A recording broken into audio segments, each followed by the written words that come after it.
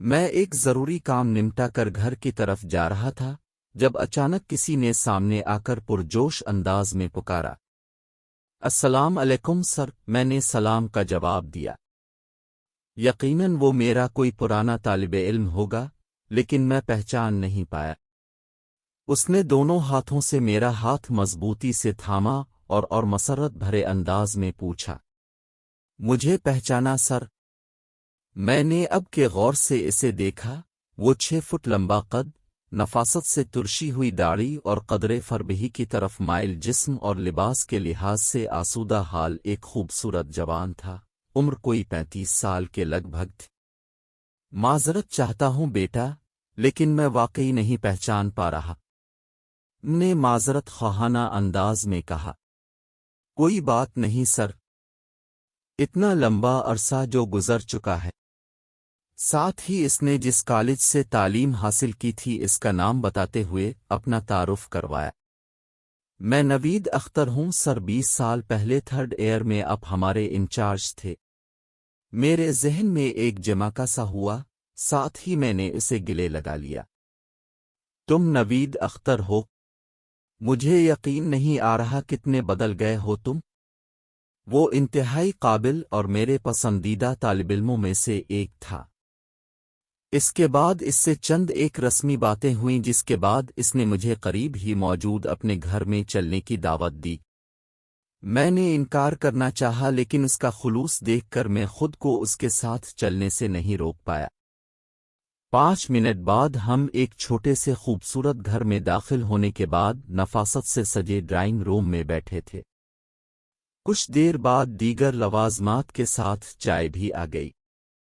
چائے پیتے ہوئے باتوں کے دوران ہی مجھے باقی باتوں کے ساتھ ساتھ یہ بھی پتہ چلا کہ وہ آج کل ایک سرکاری محکمے میں بہت اچھی پوسٹ پر ہے، اور یہ گھر اس نے پچھلے سال ہی خریدا تھا۔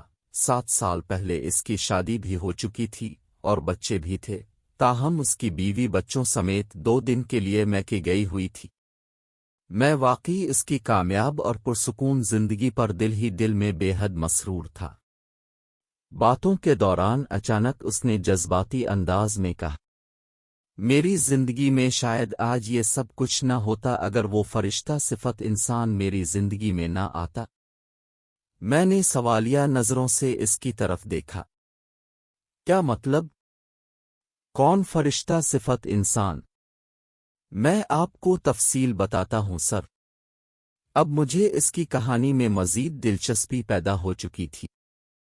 اس نے بتانا شروع کیا، سر آپ کو تو پتہ ہی ہے کہ 2nd ایئر کے دوران میرے ابو جی کی وفات کے بعد ہمارا گھریلو حالات کافی متاثر ہو گئے تھے۔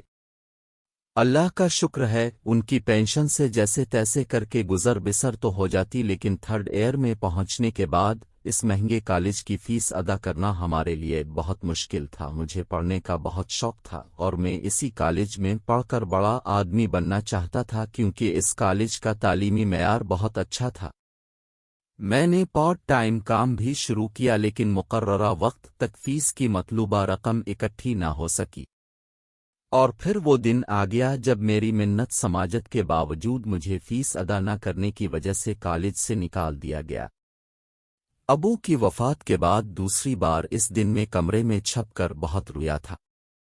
مجھے اپنے سارے خواب ٹوٹتے نظر آ رہے تھے اور میں خود کو دنیا کا بدقسمت ترین انسان سمجھ رہا تھا۔ اور پھر پتہ ہے سر کیا ہوا؟ اگلے ہی دن مجھے کالج دوبارہ بلوایا گیا اور مجھے پتہ چلا کہ میری فیس ادا ہو چکی ہے۔ میں نے پتہ چلانے کی بہت کوشش کی کہ کس نے میری فیس ادا کی ہے، لیکن ناکام رہا۔ 3rd ایئر میں اب ہمارے انچارج تھے، اب پڑھاتے بھی بہت اچھا تھے، اور پڑھائی کے علاوہ آپ کی بتائی گئی باتیں ہمیشہ مجھے آگے بڑھنے پر اکساتی تھیں۔ شاید آپ کو پتہ نہیں، لیکن آپ میرے ہیرو تھے، اور صرف میرے ہی نہیں، پتہ نہیں کتنے طلباء کے آپ ہیرو تھے۔ آپ کی وجہ سے بہت سی زندگیاں بدلی ہیں۔ آپ کی باتیں ہمیشہ ہمارے اندر نئی روح پھونک دیتی تھیں، ہمیں آگے بڑھنے کا حوصلہ دیتی تھیں۔ نوید اختر ایک عقیدت سے میری طرف دیکھتے ہوئے بول رہا تھا، اور میں دل میں اس پروردگار کے سامنے عاجزی سے جھکا ہوا تھا جس نے مجھے یہ توفیق بخشی تھی۔ نوید اختر نے بات جاری رکھی۔ تھرڈ ایئر کے آخر میں اب کی گورنمنٹ کالج میں لیکچرار کی جاب ہو گئی اور اب ہمارے کالج سے چلے گئے، لیکن اب کی باتیں ہمیشہ میرا حوصلہ بڑھاتی رہیں۔ دوسری طرف ہر سمسٹر میں میری فیس وہ اللہ کا بندہ ادا کر جاتا اور مجھے خبر تک نہ ہوتی۔ میں اور میری والدہ دل سے اس عظیم انسان کے لیے دعائیں کرتے نہ تھکتے تھے۔ فورتھ ایئر میں بھی میری فیس وہ اللہ کا بندہ ادا کرتا رہا۔